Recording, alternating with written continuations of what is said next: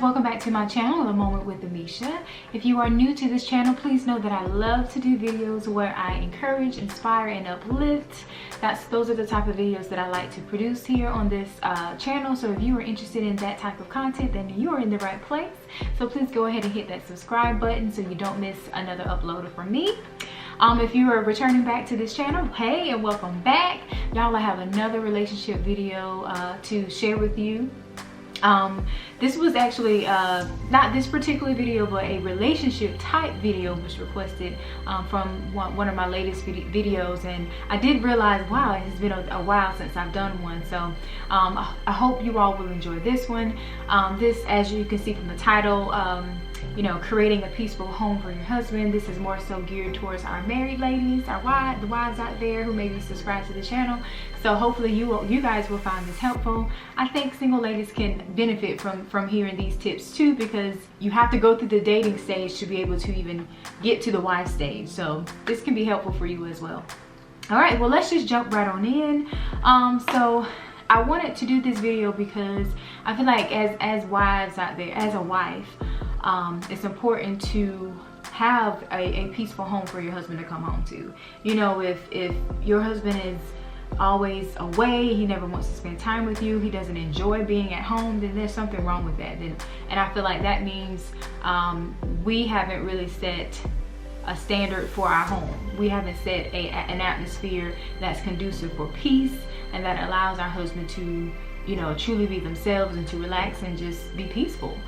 Because when we think about it, even myself, I don't want to come home to a house where I feel like I'm always going to be on 100 and I never can just relax and just, you know, gather my thoughts or have a thought at all, you know. So I felt like it was important to share some tips with you guys with how you can create that type of atmosphere, that type of home for your husband. So to lead into this, I did want to share this Bible verse that comes from Proverbs 25:24. It's the New Living Translation, and it says, "It's better to live alone in the corner of an attic than with a quarrelsome wife in a lovely home." You guys, I mean, obviously right there from that verse, it's just like, to me, I feel like it is definitely confirmation for us to be able to make sure we have our attitudes in check, for one, and then to make sure that, you know, we're not causing our husband to be away from the home. You know, we want to have him come home and just be able to relax and be at peace. I mean, when you think of your home, it's a sanctuary. It's like a sanctuary. It's like that is where you spend a lot of your time when you're not out and about. And so I feel like that verse is very important for us to realize, you know, how important it is for us to create and set a peaceful atmosphere where we can communicate, we can talk, we can grow, we can do things together without there being so much tension and whatever else that would be stifling the peace in your home. So I just wanted to share that with you. And so we're going to jump into this. So I have 5 ways that I feel like, personally, I feel like we can create a peaceful home. And I feel like these tips have worked for my household. Doesn't mean it or necessarily work for your marriage or your household, but at least we can kind of, you know, get an idea of what it might look like in a marriage. And so and then too, if you all have any other ideas or ways that works for your household with creating a peaceful home, please leave them in the comments. I love to know, and just to see, you know, if there's any differences or maybe we do similar things. So that would be great as well. But anyway, first tip, first way that I have here is to pray for your husband. You know, pray for him.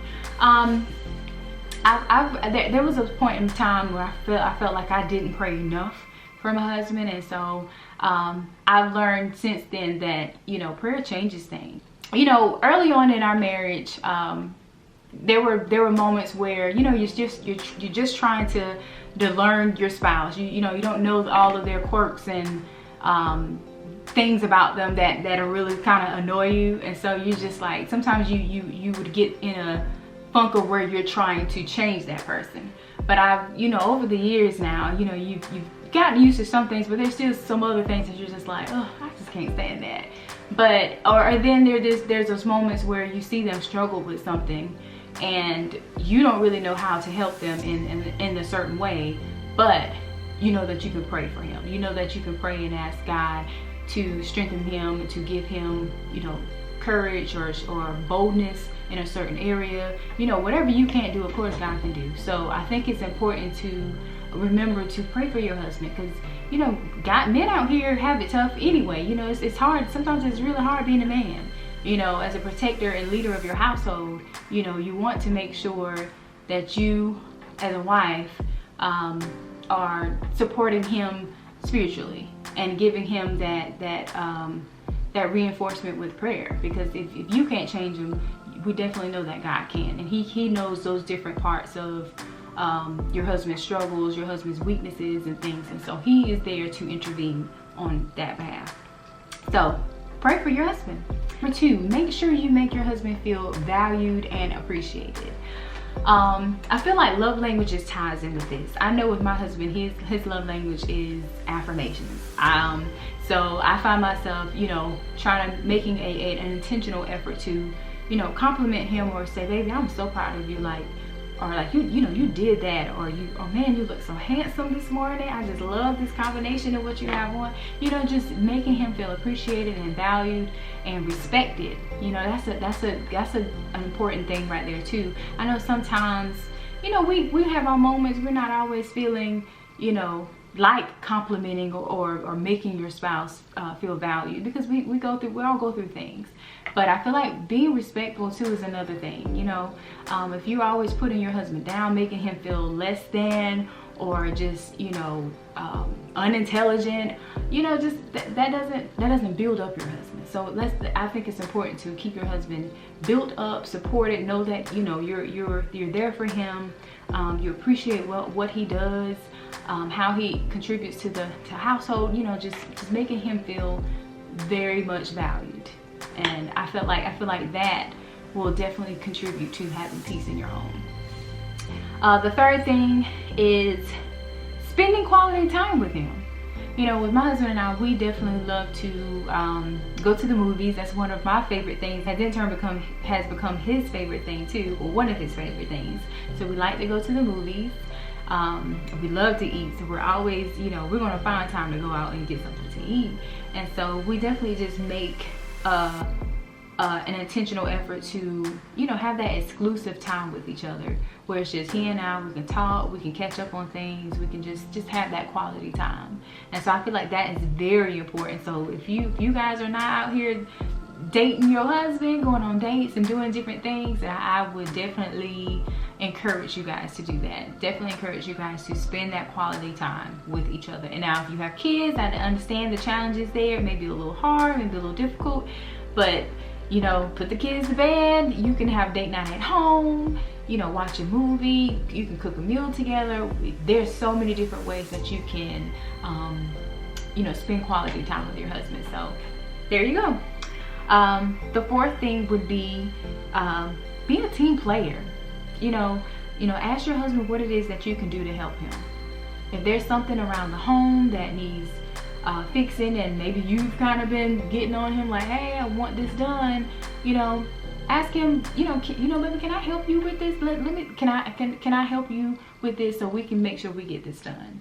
I mean, or it can be, you know, just letting him know that you're on his team. You have his back. You support him with whatever it is that he's trying to do. Let him know that you are a team player. Obviously, we may not agree on everything, so, you know, use wisdom there. But if there's anything that you may have to compromise on, make that compromise. Let him know that you were there. You were on his team. You're one team. You're on his side. Because I feel like a lot of marriages are not peaceful because there's so much conflict from one, you know, from the wife and the husband. They're going at each other because one thinks they're right and the other thinks they're right, and then it's just, you know, nobody reaches a compromise, nobody reaches peace, a resolution. So I feel like it's important to learn how to compromise. That doesn't necessarily mean you just let your husband walk over you, like your opinion isn't valued or anything like that.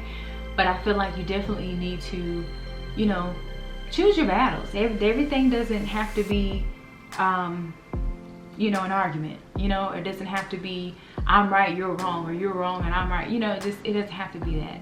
So I feel like just knowing how to be a team player and knowing how to ask your husband what it is that you can do to make his day better or to make something go smoothly. That's very important to keeping the peace in the home. And the final thing, you guys, is communicating with your husband is very important. Communication is so important. I did mention just a minute ago about choosing your battles wisely, and I feel like in order to do that, you need to know and learn your husband's communication style and what his triggers are. That has helped me in so many different ways, you know, because when we first got married, when my husband and I first got married, there were definitely times where I would just say things, just very blunt, blatant, just say it, and it didn't have a really good effect. And it would cause an argument, and you know, we're going at it, and then, you know, after a while you realize, you know what, when I say this certain way, it doesn't have a very good effect with him. So you've learned, you begin to learn what words or triggers or how to phrase certain things, how to even change the tone in your voice. So a lot of times it's not always what we say, it's how we say it. So, you know, that's why I said, ladies, the attitude matters. You know, you can say something so simple, but if you say it in a nasty way, it's just, that is the way it's received. And I feel like that definitely plays a part in keeping the peace in your home, is knowing how to communicate with your husband, you know, learning his communication style and what triggers him, and being able to, you know, use what you know in order to not necessarily avoid confrontation, because sometimes confrontation is needed, but it's just knowing how to go about it in a healthy way versus just, well, that's just how I am. Well, no, that doesn't need to be that way. There are definitely better ways to be, and so that is what I feel like we should strive for, is and to keep that communication open and going. You know, as much as I have a love for my husband to read my mind, he can't read it, and I can't read his. So it's important for both of us to know how to communicate and communicate often. So that's it, you guys. I hope this video is helpful to you guys. Once again, I would love for you all to leave your suggestions or ways that you keep your home peaceful with your husband. Leave them in the comments below so I can see those. Thank you guys for spending a moment with Amesha, and I'll see you in the next video. Bye.